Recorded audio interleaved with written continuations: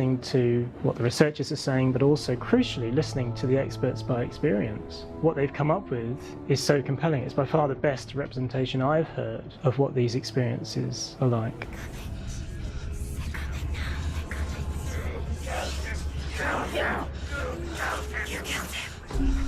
Other common attributes of psychosis are visions and flashbacks. We met with Recovery College East, who work with and care for people recovering from severe mental disorders. A group of service users gave us their first-hand account of what they experience. Sometimes when the visions or what we're seeing is too much, we become small until eventually we perhaps don't see anything. The people we spoke to, the stories they told, were fascinating, harrowing and mind-boggling. The reality of what people experienced was vivid, far exceeding what I could possibly have imagined. We went away itching to represent some of these visions and flashbacks in the game. As we all know, my heart is so, love is so far away. Don't you know how I wanna feel deeper? I could never know how you grow, all these days are killing me. Now I see deep in me insanity does unfold. I just wanna feel deeper, deeper. I just wanna feel deeper, deeper.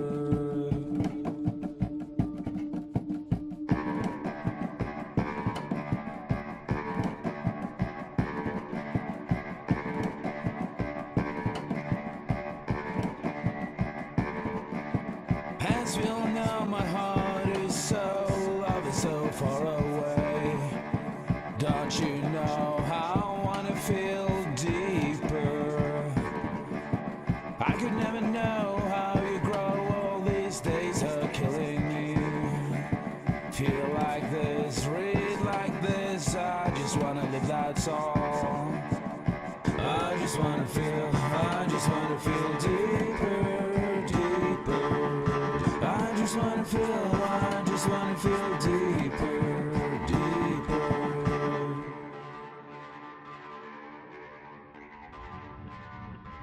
To refine our work, we continue to hold meetings with Recovery College East over the course of a year and a half, showing them what we had achieved so far and refining the in-game representations based on their feedback. With their help, flashbacks, visions and changes in perception were woven into the story and gameplay of Senua. The students that are involved in this project are incredibly excited about being involved. They have described the experience as being important because it values their lived experience and shows that despite what we have been through, all of that experience becomes valid, that actually it's something that we should all be talking about. The experiences described range from beautiful to frightening beyond comprehension. I heard of a girl who has to live with an angry voice screaming at her, slamming on her doors and walls 24 hours a day. I met someone who would often see hanging corpses in a room, so real that she would sometimes try to rescue them. The panic and fear that comes with such visions is entirely understandable, and it can be a living horror for some. Worthless, weak, pathetic. Go on, feel sorry for yourself, because there is no one left to do that for you. I was urged by one fellow that we should not shy away from showing this horror, and so I was perpetually torn in making Hellblade. Had we gone too far with our representations or not far enough? Broken and lost, just like your sword. Come on.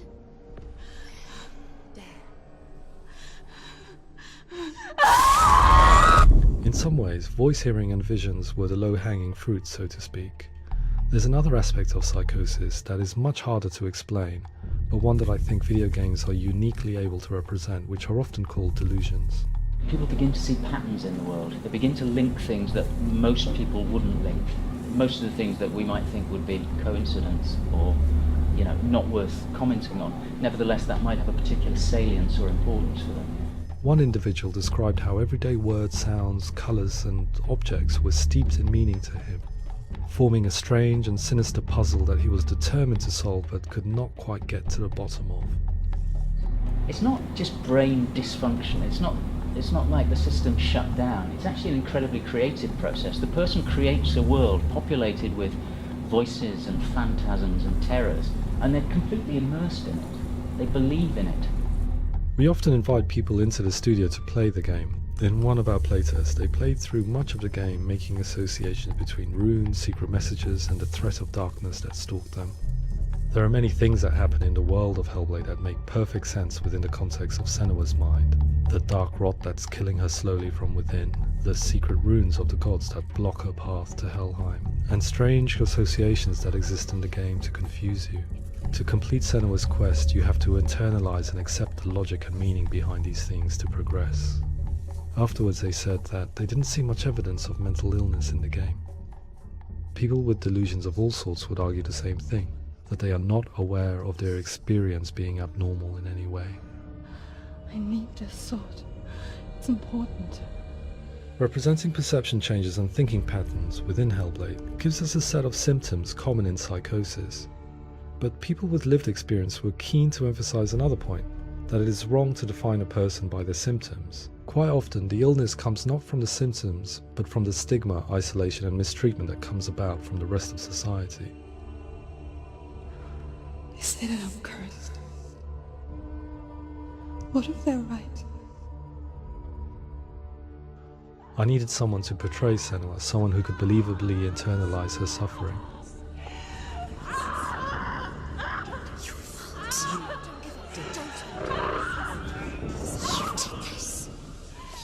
Melina Jurgens, our video editor, had been a stand-in for Senua over a few months while we perfected our motion capture techniques. Without realizing it, she had already auditioned for the role, and I knew her well enough to know that I didn't have to teach her to act, but to relive her own internal pain. As often is the case, those who have suffered mental anguish are never far from us.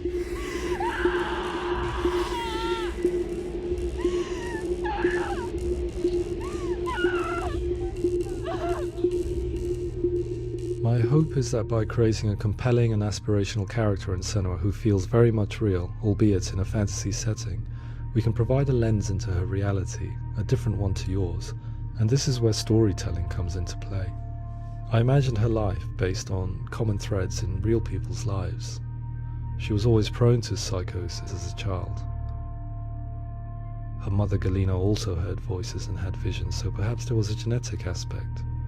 Or perhaps it was cultural, as she lived within a world without science, of gods and a superstition, as exemplified by her druid father Zimbal.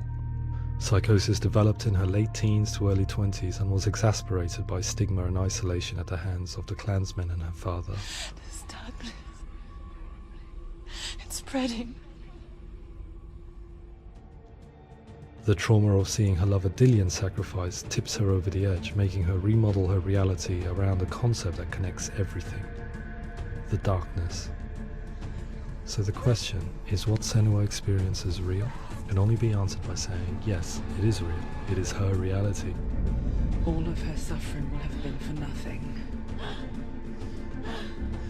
It's just a matter of time. Towards the end of the project, service users and professionals that had collaborated with us were invited to see the near-final game.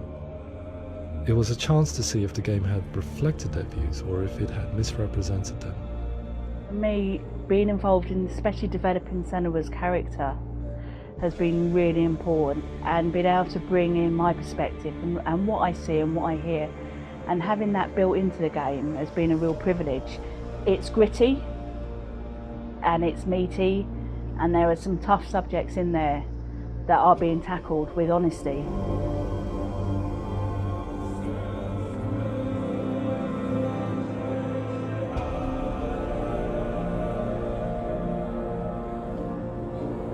I was blown away by it today, absolutely blown away.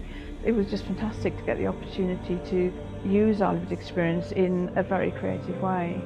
There's nothing tokenistic about the work we've put in. It feels like we've been listened to, things have been taken on board, and I think there was a lot of realism in the game itself, and it feels very authentic.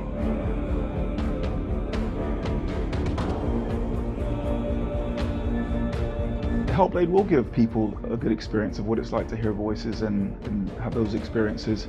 I'm glad that the guys at Ninja Theory kind of asked us to come along and help help to build an experience that's positive when it comes out, and get myself a copy and have a go.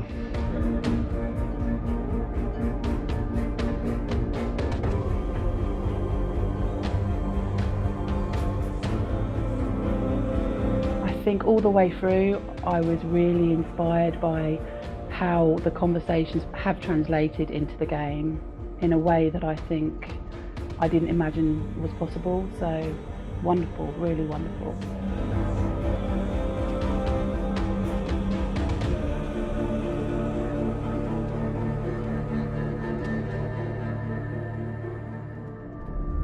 I really hope that others will follow the lead they've set and use the power of something like a video game to change people's perceptions, to increase understanding, and ultimately to make some of the stigma around voice hearing and other experiences go away.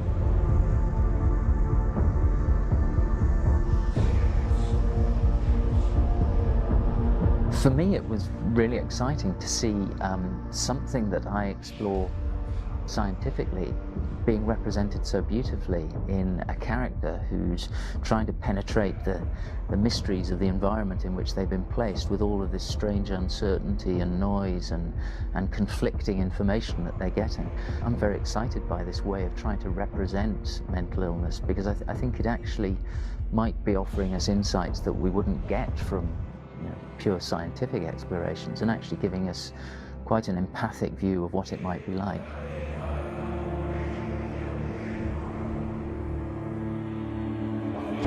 Mental illness has been with us for as long as we have been on this planet, but why? Why hasn't evolution stamped out this weakness from within our gene pool? I often pondered this question until I realized that the question had an inbuilt flaw. It assumes that being and thinking differently is a weakness. The only reason we have computers, spacecraft, medicine, poetry, art, and yes, even video games is because individuals are able to simulate new abstract realities in their minds and share them with the rest of us. We need people to be willing to see differently in order for us to progress and survive as society. And we need to be open to these new ways of seeing. And it is this spirit that motivated me to create Send the Story and share it with you.